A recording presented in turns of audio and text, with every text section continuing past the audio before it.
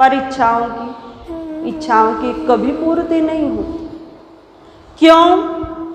क्योंकि आवश्यकताओं का संबंध शरीर से है और इच्छाओं का संबंध मन और मस्तिष्क से है।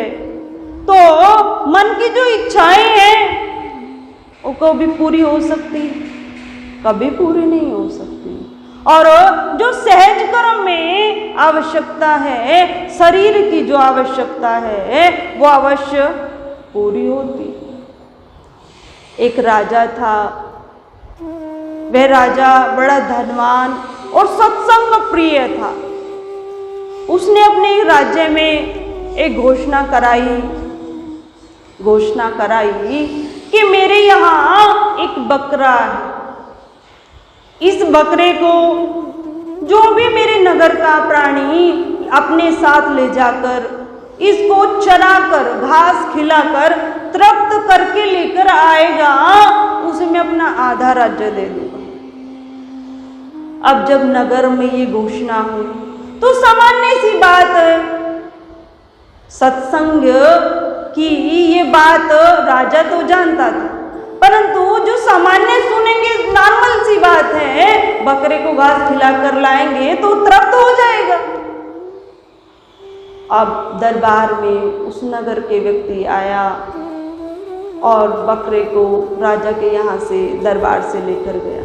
राजा से कहा कि मैं इसको भरपेट घास खिलाकर लेकर आऊंगा, तृप्त करके लेकर आऊंगा। राजा ने कहा ठीक है, तुम प्रयत्न करना, परंतु मैं इसकी परीक्षा अवश्य करूंगा, ये तृप्त हुआ है या नहीं, मैं परीक्षा अवश्य करूंगा। यदि उस परीक्षा में आप उत्तीर्ण होते हैं तब मैं अपना आधा राज्य आपको दे दूंगा। अब वह व्यक्ति उस बकरे को लेकर आया, बहुत सुंदर जंगल में लेकर उसको गया, बहुत सुंदर हरी घास उसको खिलाई, पूरा दिन उसकी सेवा में लगा रहा, पूरा दिन सेवा। संध्या का समय हुआ, वह व्यक्ति लेकर दरबार में आया बकरे को और राजा के दरबारियों से कहा कि मैंने बकरे की बहुत अच्छे से सेवा की, दिन भर बहुत अच्छे से इसको घास खिलाई, खूब इसकी सेवा की। राजा को बुलाइए, इसकी परीक्षा करें। राजा वहां आया और राजा ने कहा अपने दरबारियों से घास लेकर आओ। और जैसे ही बकरे के सामने घास डाली तो बकरे ने फिर खाने शुरू की। बकरा फिर से मुख मारने लगा। अब राजा ने कहा आप कह रहे हैं पूरा दिन तृप्त करके लेकर आए, इतनी घास खिलाई है, सुंदर घास, इसने कहाँ पाया है, ये तो भूखा है। ऐसे ही नगर के अन्य व्यक्ति भी आए, बकरे को ले जाकर अच्छे से अच्छे घास खिलाते, संध्या के समय लेकर आते। राजा उनका परीक्षण करता, बकरे का परीक्षा लेता, तो क्या पता बकरे की तृप्ति नहीं होती, फिर घास खाने लगता। तो इस युक्ति को नगर का एक व्यक्ति समझ गया कि राजा सत्संग प्रिय हैं और सत्संग प्रिय होने के नाते कुछ जरूर संदेश देना चाहते। इस युक्ति को समझ गया, राजा के दरबार में आया, राजा से कहा बस ये लास्ट बार आप अपने बकरे को मुझे दे दीजिए, मैं इसे तृप्त करके लेकर आऊंगा। अब व्यक्ति को बकरा दे दिया गया।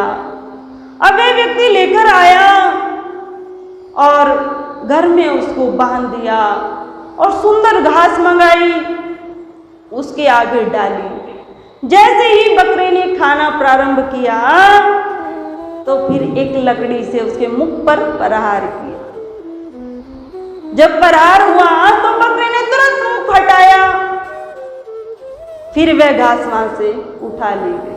फिर कुछ देर बाद घास रखी, फिर वही प्रतिक्रिया दोहराई। वह व्यक्ति दिन भर इस क्रिया को दोहराता रहा और बकरे को भी ये बात समझ आ गई कि जब भी मैं घास जब भी मैंने घास में मुख लगाया तो मेरी पिटाई प्रारंभ। बकरे की बात दिमाग में बहुत अच्छे तरीके से बैठ गई।